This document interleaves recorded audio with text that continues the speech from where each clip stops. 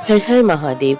आप सभी श्रद्धालुजनों का स्वागत है शिव पुराण की इस दिव्य श्रृंखला में, जहां शब्द नहीं स्वयं महादेव की उपस्थिति होती है।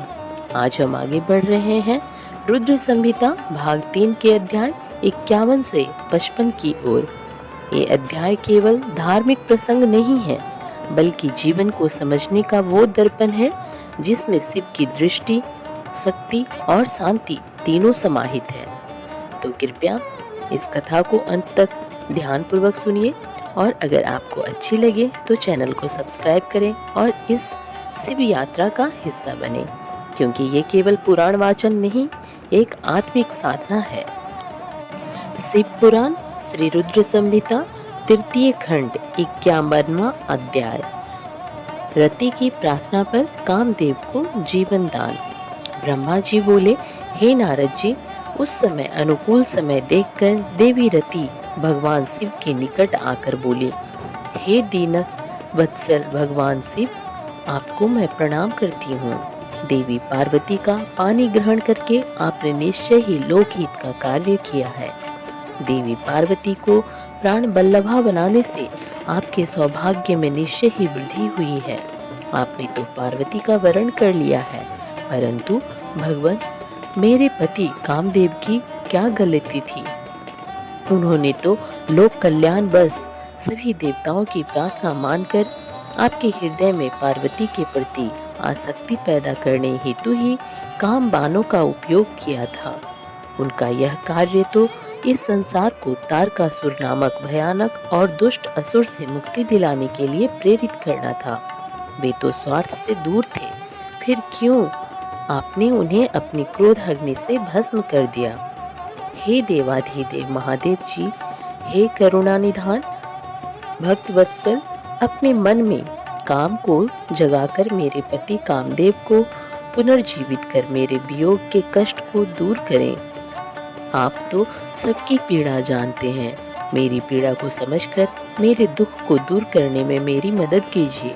भगवान, आज जब सबके हृदय में प्रसन्नता है तो मेरा मन क्यों दुखी हो? मैं अपने पति के बिना कब तक ऐसे ही रहूं? भगवान, आप तो दीनों के दुख दूर करने वाले हैं। अब आप अपनी कही बात को सच कर दीजिए। भगवान, इस त्रिलोक में आप ही मेरे इस कष्ट और दुख को दूर कर सकते हैं। प्रभु, मुझ पर दया कीजिए और मुझे भी सुखी करके आनंद प्रदान कीजिए। भगवान, अपने विवाह के शुभ अवसर पर मुझे भी मेरे पति से हमेशा के लिए मिलाकर मेरी विरह वेदना को कम कीजिए। महादेव जी, मेरे पति कामदेव को जीवित कर मुझ दीन दासी को कृतार्थ कीजिए। ऐसा कहकर देवी रति ने अपने दुपट्टे की गांठ में बंधी अपनी पति कामदेव के शरीर की भस्म को भगवान शिव के सामने रख दिया और जोर जोर से रोते रोते भगवान शिव शंकर से कामदेव को जीवित करने की प्रार्थना करने लगी। देवी रति को इस प्रकार रोते हुए देखकर वहां उपस्थित सरस्वती आदि देवियां भी रोने लगी और सब भगवान शिव से कामदेव को जीवन दान देने की प्रार्थना करने लगी।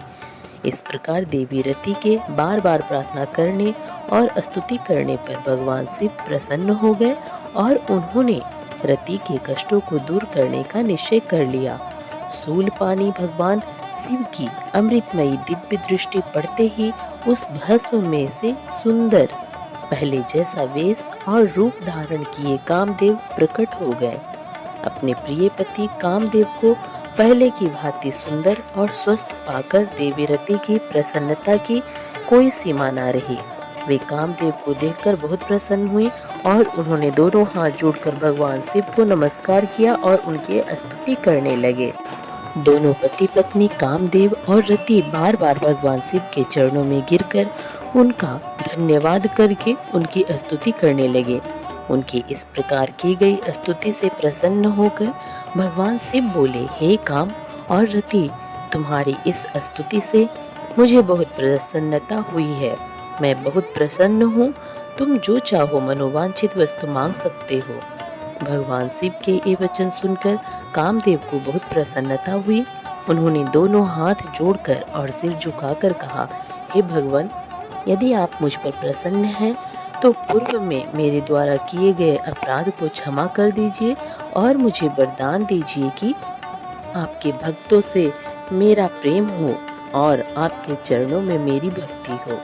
कामदेव के वचन सुनकर भगवान शंकर बहुत प्रसन्न हुए और बोले, तथास्तु, जैसे तुम चाहते हो वैसा ही होगा। मैं तुम पर प्रसन्न हूँ। तुम अपने मन से भय निकाल दो। अब तुम भगवान श्री हरि विष्णु के पास जाओ। तत्पश्चात कामदेव ने भगवान शिव को नमस्कार किया और वहां से बाहर चले गए। उन्हें जीवित देखकर सभी देवता बहुत प्रसन्न हुए और बोले कि कामदेव, आप धन्य हैं। महादेव जी ने आपको जीवन दान दे दिया। तब कामदेव को आशीर्वाद देकर विष्णु पुनः अपने स्थान पर बैठ गए। उधर भगवान शिव ने अपने पास बैठी देवी पार्वती के साथ भोजन किया और अपने हाथों से उनका मुंह मीठा किया। तत्पश्चात शैलराज की आज्ञा लेकर शिव जी पुनः जनवासे में चले गए।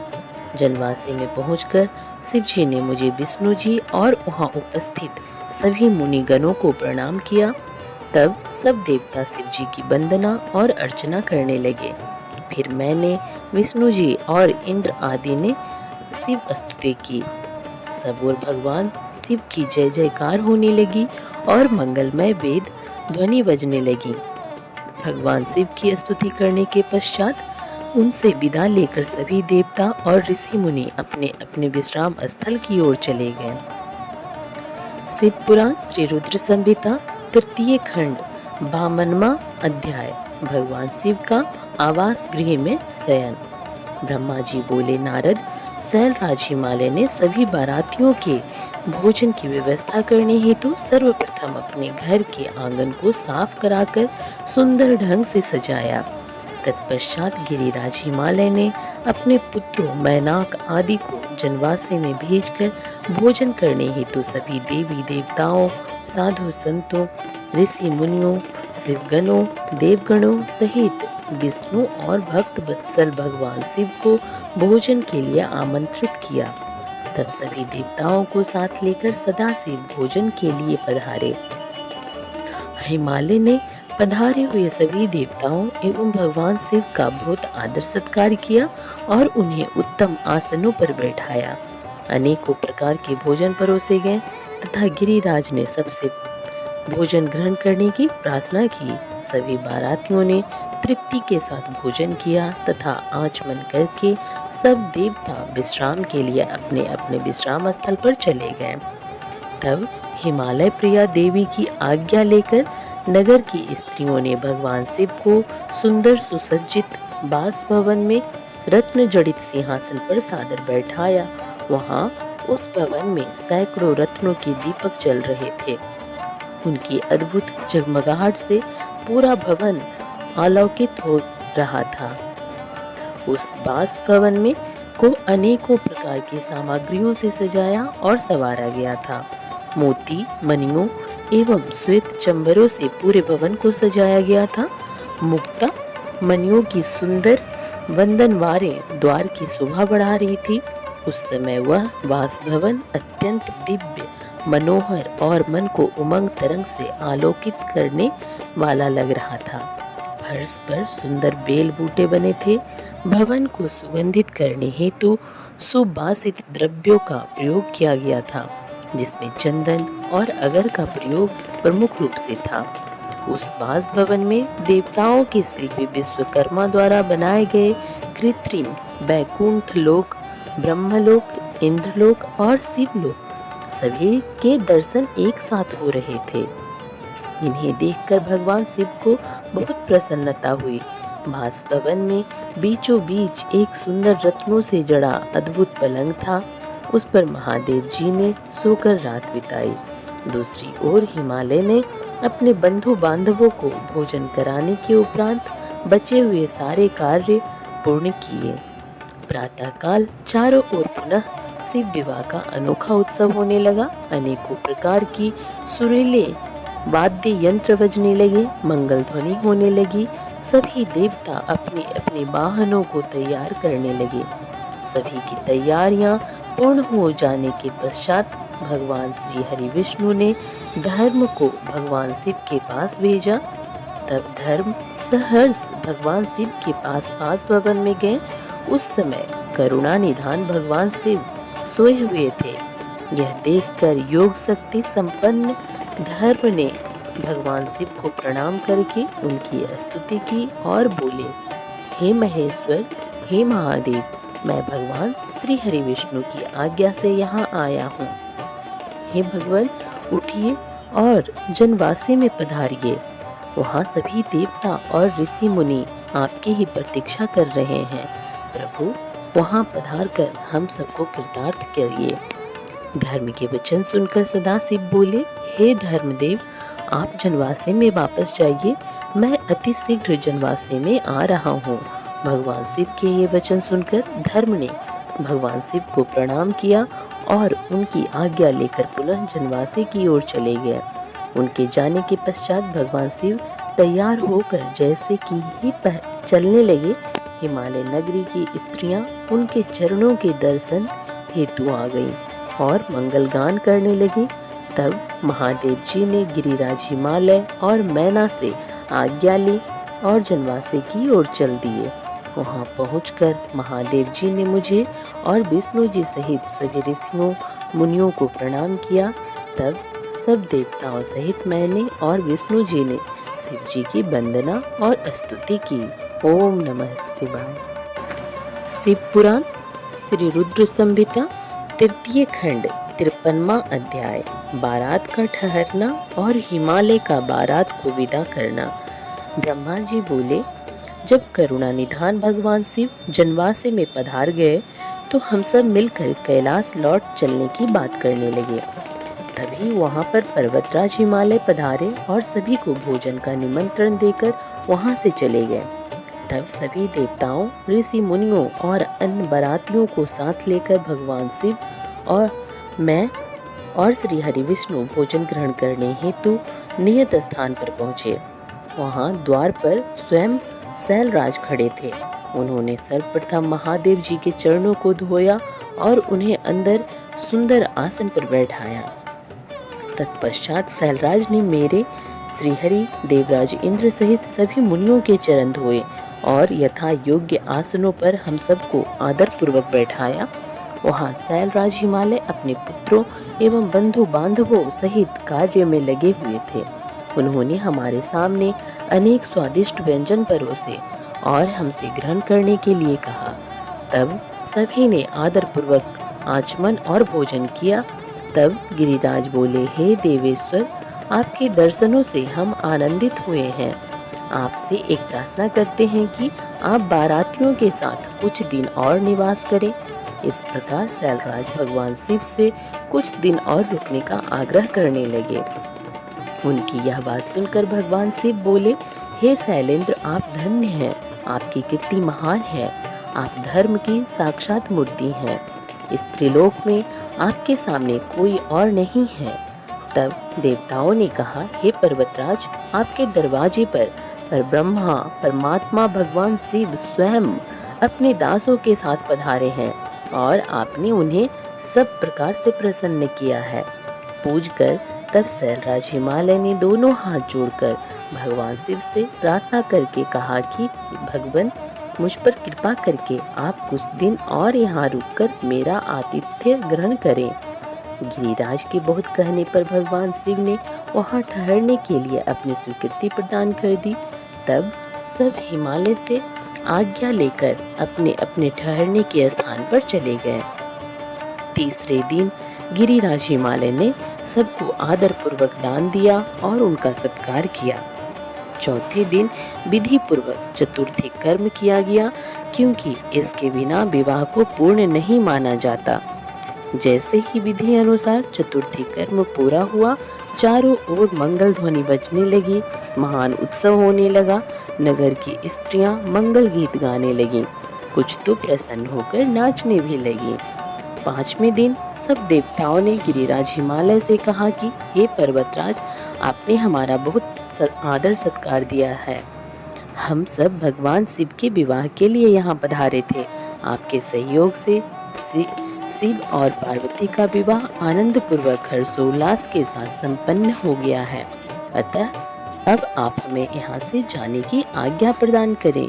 परंतु गिरिराज हिमालय स्नेह पूर्वक बोले, हे भगवान शिव, ब्रह्मा जी, श्री हरि विष्णु, देव राजेंद्र, अपनी प्रिय पुत्री पार्वती के कठिन तप के कारण ही आज मुझे यह सौभाग्य प्राप्त हुआ है कि जगत के कर्ता, पालक, संहारक सहित सभी देवता और महान ऋषि मुनि एक साथ मेरे घर की शोभा बढ़ाने आए हैं।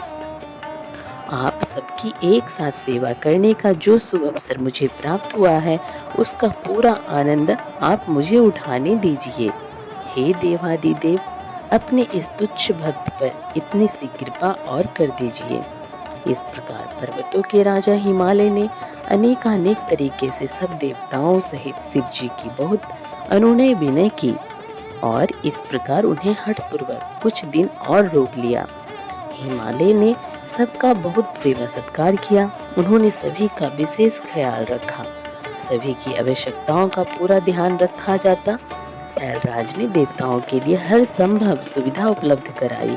इस प्रकार खूब आदर सत्कार करके सबका मन जीत लिया।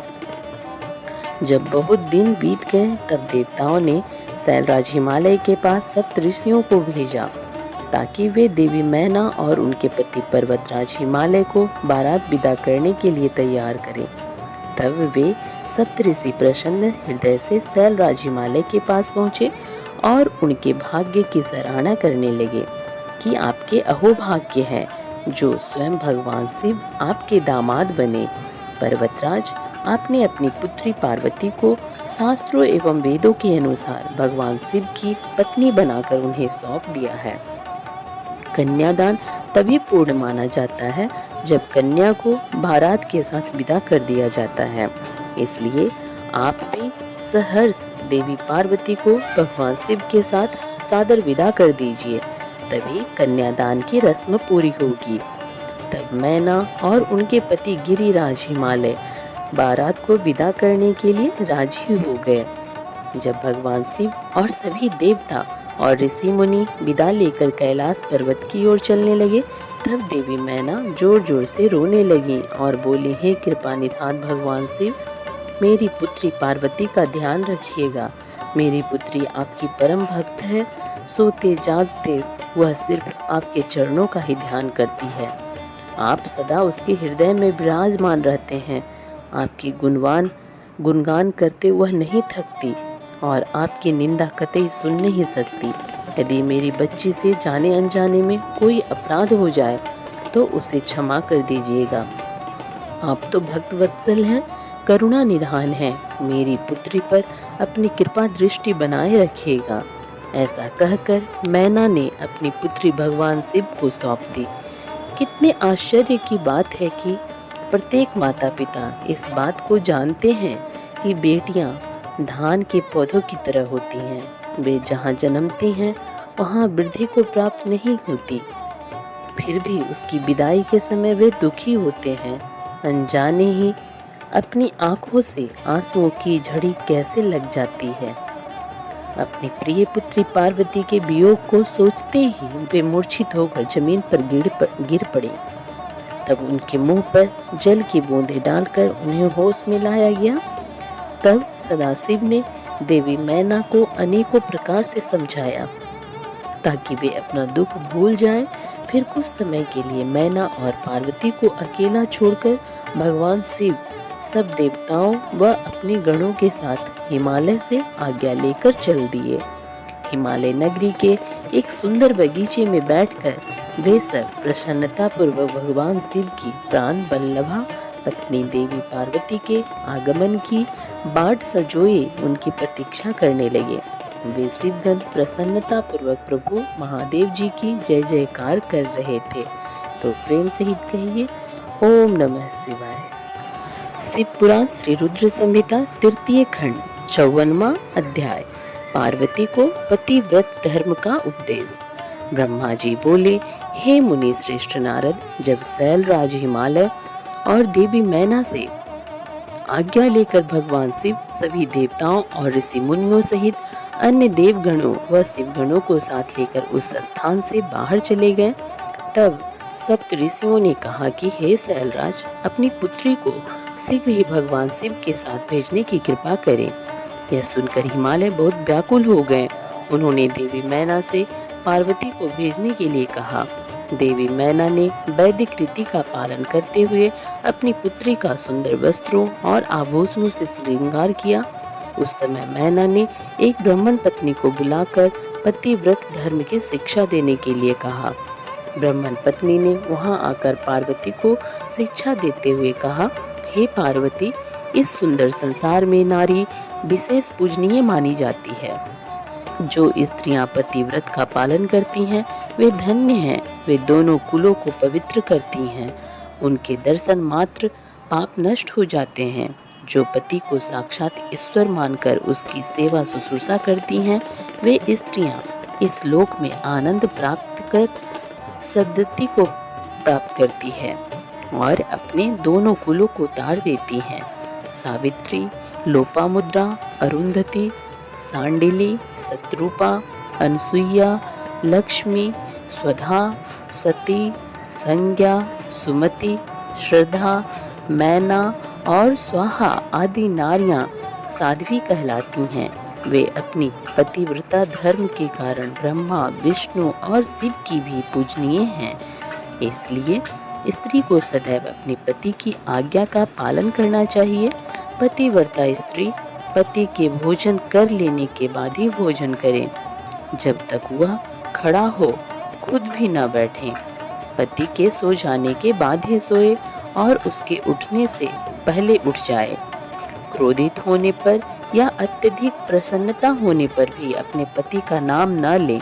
पति के बुलाने पर सभी कामों को छोड़कर पति के पास चली जाए। उसकी हर आज्ञा को अपना धर्म मानकर उसका पालन करे। कभी वह प्रवेश द्वार पर खड़ी न हो, बिना किसी कार्य के किसी के घर न जाए और जाने पर बिना कहे कदापि न बैठे। अपने घर की वस्तुएं किसी को न दे। पतिव्रता स्त्री को वस्त्रों और आभूषणों से विभूषित होकर ही अपना मुख पति को दिखाना चाहिए। जब पति घर से बाहर या प्रदेश गया हो तो उन दिनों में पतिव्रता स्त्री को सजना सवरना नहीं चाहिए। पति के सेवन की चीजें ठीक समय पर जब उसे आवश्यकता हो तुरंत दे दे। अपना हर कार्य चतुराई और होशियारी से करे। अपने पति की हर आज्ञा का पालन करना ही पतिव्रता स्त्री का परम धर्म होता है। पति की आज्ञा लिए बिना पत्नी को कहीं भी नहीं जाना चाहिए, यहाँ तक कि तीर्थ स्थान जैसे पुण्य स्थलों पर भी नहीं। पति के चरणों को धोकर उसको पीने से ही पत्नी का तीर्थ स्नान पूरा हो जाता है। पति द्वारा छोड़े गए जूठे भोजन को पत्नी को प्रसाद समझकर खाना चाहिए। देवता, पितरों, अतिथियों या भिखारियों को भोजन का भाग देकर ही भोजन करना चाहिए। व्रत तथा उपवास रखने से पूर्व पति की आज्ञा अवश्य लें, अन्यथा व्रत का पुण्य नहीं मिलता। किसी चीज को पाने के लिए अपने पति से झगड़ा कदापि न करें। सुख से आराम पूर्वक बैठे हुए या सोते समय पति को कभी भी ना उठाएं। यदि पति किसी बात के कारण दुखी हो, धनहीन हो, बीमार हो या वृद्ध हो गया हो तो भी उसका परित्याग ना करें। रज स्वला होने पर 3 दिन तक अपने पति के सामने न जाएं। उसे अपना मुख न दिखाएं। जब तक स्नान करके शुद्ध ना हो जाएं, तब तक पति से कोई बात ना करें। शुद्ध होकर सर्वप्रथम अपने पति का ही दर्शन करें। उत्तम पतिव्रत का पालन करने वाली स्त्री को सुहाग का प्रतीक मानी जाने वाली वस्तुओं जैसे सिंदूर, हल्दी, रोली, काजल, चूड़ियां, मंगलसूत्र, पायल, बिछुए, नाक की लौंग, कान की कुंडलों को सदैव धारण करना चाहिए। जो स्त्रियां सुहाग की निशानी मानी जाने वाली इन वस्तुओं को हर वक्त धारण किए रहती हैं, उनके पति की आयु में वृद्धि होती है। पतिव्रता स्त्री को कभी भी छिनाल, उल्टा आदि भाग्यहीन स्त्रियों के साथ नहीं रहना चाहिए, अर्थात उनसे मित्रता नहीं करनी चाहिए। पति से लड़ने वाली एवं उससे बैर भाव रखने वाली स्त्री को सहेली न बनाएं। कभी भी अकेली न रहें, वस्त्रहीन होकर स्नान ना करें, सदा पति के कहे अनुसार चलें, पति की इच्छा होने पर ही रमन करें, उसकी हर इच्छा को ही अपनी इच्छा समझें, पति के हंसने पर हंसें और उसके दुखी होने पर दुखी हों। पतिव्रता स्त्री के लिए उसका पति ही उसका आराध्य होना चाहिए। ब्रह्मा, विष्णु और शिव से अधिक उसे अपने पति को महत्व देना चाहिए। अपने पति को शिव स्वरूप मानकर उसे पूजना चाहिए।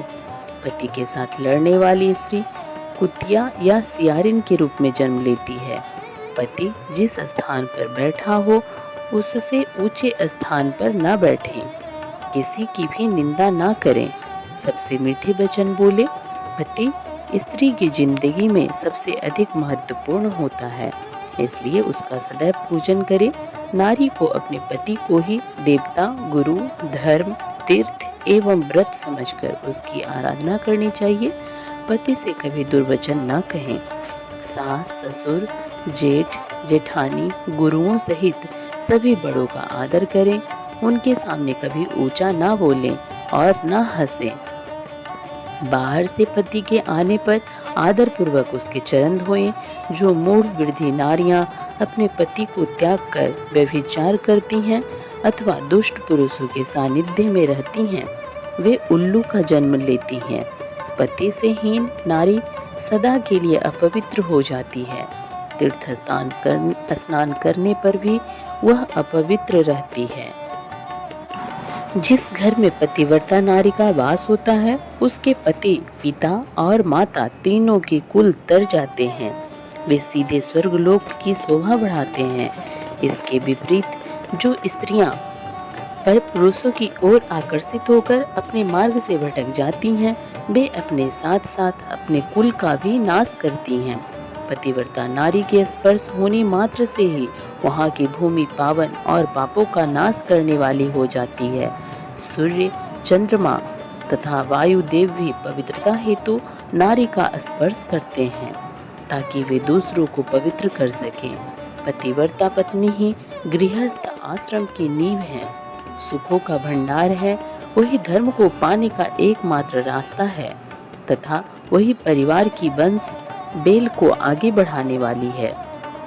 भगवान विश्वनाथ में अटूट भक्ति भाव रखने वाले शिव भक्तों को ही पतिव्रता नारियों की प्राप्ति होती है। पत्नी से ही पति का अस्तित्व होता है। एक दूसरे के बिना दोनों का कोई अस्तित्व नहीं रह जाता। पत्नी के बिना पति देव यज्ञ, पितृयज्ञ और अतिथि यज्ञ आदि कोई भी यज्ञ अकेले संपन्न नहीं कर सकता। पतिव्रता नारियों को पवित्र पावनी गंगा के समान पवित्र माना जाता है। उसके दर्शनों से ही सब कुछ पवित्र हो जाता है।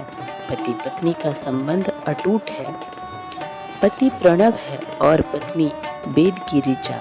एक तप है तो एक क्षमा पत्नी द्वारा किए गए अच्छे कर्मों का फल है। पति है गिरिजानंदिनी। शास्त्रों में पतिव्रता नारियों को 4 प्रकार का बताया गया है: उत्तमा, मध्यमा, निकृष्टा और अति निकृष्टा। ये पतिव्रता स्त्रियों के भेद हैं। जो स्त्रियां स्वप्न में भी सिर्फ अपने पति का ही स्मरण करती हैं, ऐसी स्त्रियां उत्तमा पतिव्रता कहलाती हैं। जो स्त्रियां प्रत्येक पुरुष को भाई, पिता एवं पुत्र के रूप में देखती हैं, वह मध्यमा पतिव्रता कहलाती हैं। जिसके मन में धर्म और लोक लाज का भय रहता है और इस कारण वह सदैव धर्म का पालन करती हैं, वह निकृष्टा पतिव्रता कहलाती हैं। जो स्त्री अपने पति से डरकर या कुल के बदनाम होने के डर से व्यभिचार से दूर रहती हैं, वह स्त्री अति निकृष्टा पतिव्रता कहलाती है। ये चारों प्रकार की पतिव्रता स्त्रियां पावन, पवित्र और समस्त पापों का नाश करने वाली कही जाती है। मुनि अत्रि की पत्नी अनुसुईया ने अपने पतिव्रत के प्रभाव से त्रिदेवों ब्रह्मा और शिव को शिशु बना दिया था। यही नहीं, उन्होंने मरे हुए एक ब्राह्मण को अपने सतीत्व के बल से जीवित कर दिया था। हे गिरिजानंदिनी, मैंने पतिव्रता स्त्री की सभी विशेषताएं और गुण तुम्हें बता दिए हैं। अब आप इसी के अनुरूप ही आचरण किया करें। अपने पति की हर आज्ञा को सर्वोपरि मानकर उसका पालन करें। पति को खुश रखने से ही सभी मनोवांछित फलों की प्राप्ति होती है। आप तो जगदम्बा का रूप हैं और आपके पति तो साक्षात भगवान शिव हैं। आपको यह सब बताकर कोई लाभ नहीं, क्योंकि आप तो यह सब जानती ही हैं और इसका उत्तम पालन भी करेंगी। आपके विषय में तो सोच कर ही स्त्रियां पवित्र एवं पतिव्रत धर्म का पालन करने वाली हो जाती हैं। इसलिए मुझे अधिक कुछ कहने की आवश्यकता नहीं है। मुझे विश्वास है कि आप उत्तम पतिव्रत धर्म का पालन करके संसार की अन्य स्त्रियों के समक्ष उदाहरण प्रस्तुत करेंगी। ऐसा कहकर वह ब्राह्मण पत्नी चुप हो गई। उनसे पतिव्रत धर्म का उपदेश सुनकर देवी पार्वती ने बहुत हर्ष का अनुभव किया। उन्होंने दोनों हाथ जोड़कर ब्राह्मण पत्नी को नमस्कार किया तथा उत्तम धर्म के विषय में ज्ञान देने के लिए उनका धन्यवाद किया। देवी पार्वती ने अपने आचरण से सभी उपस्थित परिजनों को शिक्षा दी कि भले ही कोई कितना भी जानकर क्यों ना हो, उसे अपनी परंपराओं का आदर पूर्वक पालन करना चाहिए।